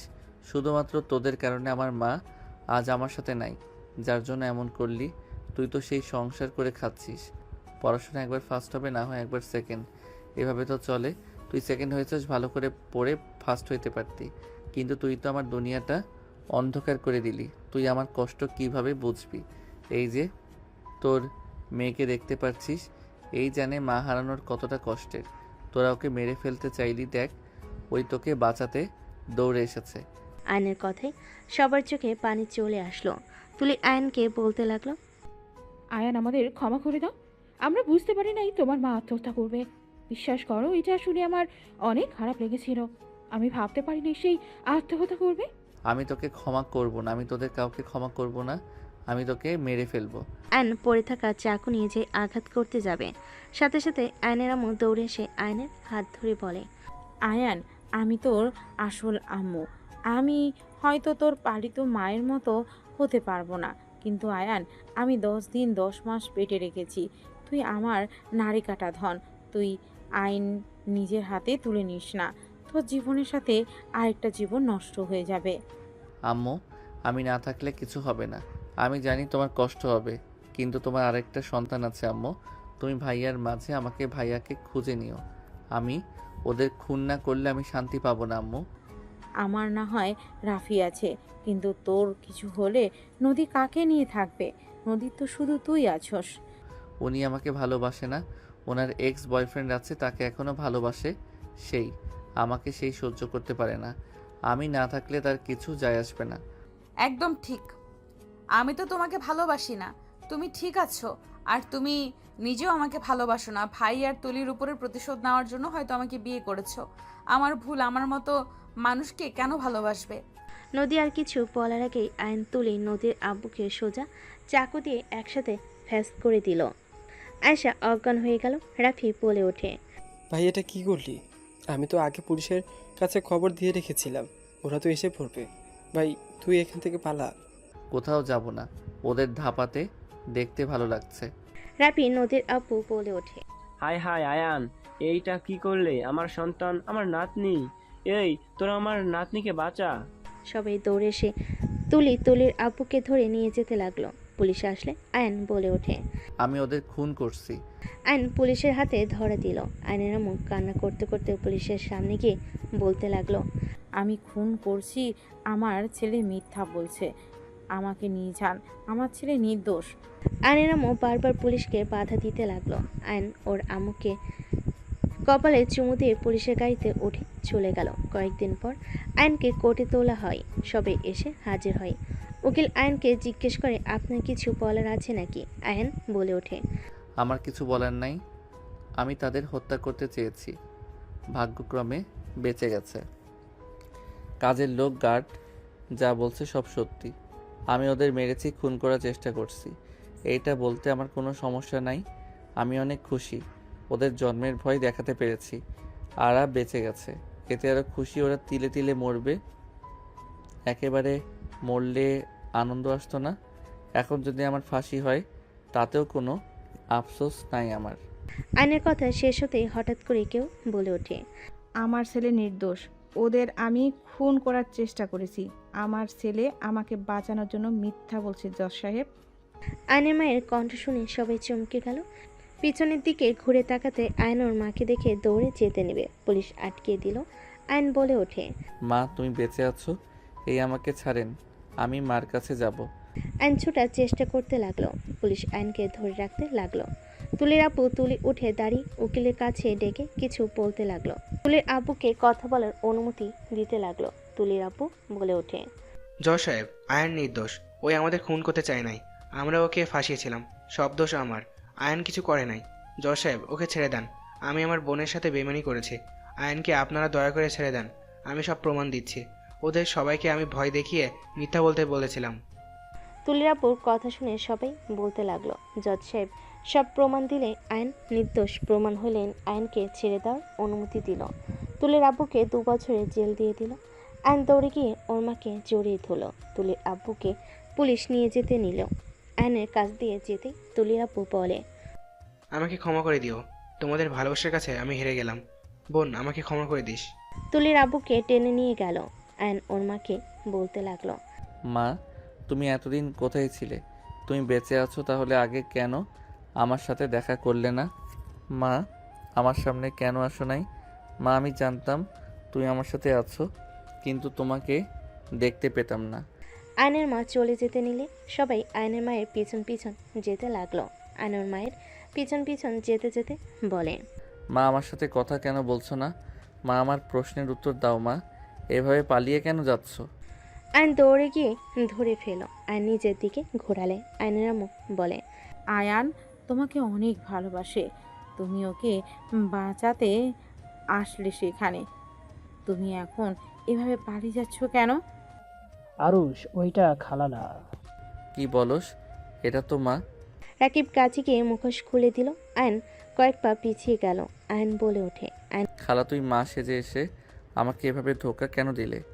তোকে জেলে যেতে দেখে আমি কিভাবে চুপ করে থাকবো? আমি তোর মা, মতো মুখোশ এই জন্য পড়ছি।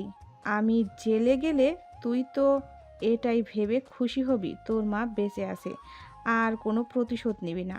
আরুষ, তুই যা করছস এতে তোর মা বেঁচে থাকলেও কখনোই খুশি হইতো না। তোর মা তোকে একজন সফল ব্যক্তি হিসেবে দেখতে চেয়েছে, খুনি হিসেবে না। তুই প্রতিশোধের আগুনে ভুলে গেছস তোর মা কি চায় আর তুই কি করছিস। খালা, আমি কি করতাম? ওদের দেখলে আমার মাথা খারাপ হয়ে যেত। ওরা জঘন্য, ওরা মানুষকে মানুষ মনে করতো না। কুত্তার সাথে কি কুত্তা হওয়া যাবে? আয়ান, নিজের মাথা থেকে মায়ের ভূত নামিয়ে ফেল। নিজের বাবা মা ভাই বোন ছেড়ে তাদের নিয়ে সুন্দর জীবন উপভোগ কর। আমাদের জীবনটাই এমন কষ্ট হতে হবে, এটা কখনোই থামবে না। তুই আর আমাদের মাঝে আসিস না। আল্লাহ তোকে ভালো রাখুক। আল্লাহ হাফেজ। কে কিছু বলতে না দিয়ে রাকিবের সাথে চলে গেল। 3 বছর পর। আয়ান, নদীর কোনো খোঁজ পেলি? আম্মু, আমি তো খুঁজছি, কোথাও তো পাই না। ওই কোথায় আছে কিছু বুঝতে পারছি না। আমি নদীর খোঁজ পেয়েছি। নদী কক্সবাজারে আছে। কোন হোটেলে কত নাম্বার রুমে সব তোকে হোয়াটসঅ্যাপে দিয়ে দিচ্ছি, চলে যা। সত্যি? হ্যাঁ। আয়শা, তোর মেয়েও আছে। আমার মেয়ে মানে? হ্যাঁ, তোর নদীর মেয়ে হয়েছে। 1 বছর হয়ে গেছে। এত কিছু কিভাবে জানো? তুমি কি আগে থেকে ওর খবর জানতে? আমাকে তুমি মিথ্যা বলতে কিছু জানো না। হ্যাঁ, সব জানতাম। নদী কোথায় থাকে, কি করে, সব জানি। তোর শিক্ষা পাওয়ার দরকার ছিল, তাই শিক্ষা দিলাম। হোয়াটসঅ্যাপ সব দিয়ে দিয়েছি, চেক কর। আমি গেলাম। রাফি চলে গেল। আয়ন খুশি হয়ে দৌড়ে রুমে গিয়ে ফ্রেশ হয়ে রেডি হয়ে ওর আম্মুর কপালে চুমু দিয়ে বের হয়ে গেল। কক্সবাজারে পৌঁছাতে পৌঁছাতে সন্ধ্যা হয়ে গেল।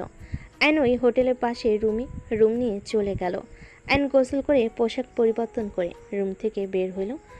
ওয়েটার খাবার নিয়ে যেতে নিলে আয়ন ওয়েটারকে প্রমাণ দেখিয়ে আয়ন মুখ ঢেকে খাবার নিয়ে রুমের সামনে গিয়ে কলিং বেল বাজালো। আয়ন ভিতর ঢুকতেই নদী খাবার রেখে চলে যেতে বলল। আয়ন খাবারগুলো টেবিলের উপর রেখে নদীর দিকে যেতে লাগলো। নদীর পাশে বসলে নদী রেগে বলে ওঠে, তোমার সাহস কি করে হয় আমার পাশে বসার?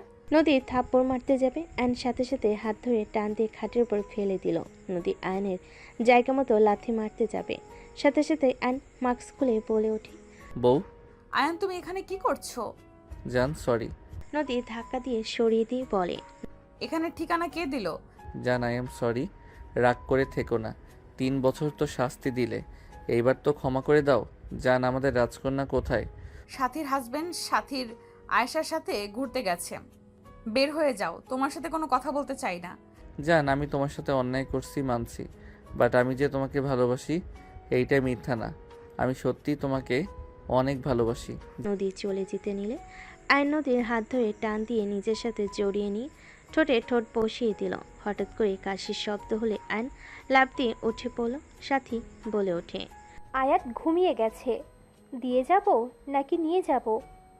নদী আয়ন লজ্জা পেয়ে গেল।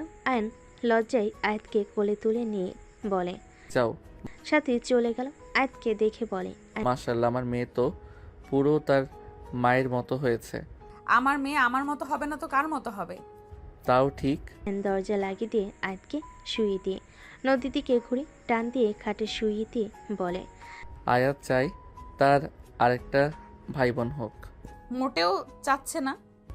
চাচ্ছে। আয়ন কথাটা বলে ঝাঁপিয়ে পড়ল। নদী আয়নের কাছে ব্যর্থ হয়ে আয়নের সাথে তাল মিলিয়ে আদর করতে লাগলো। বাকিটা ইতিহাস।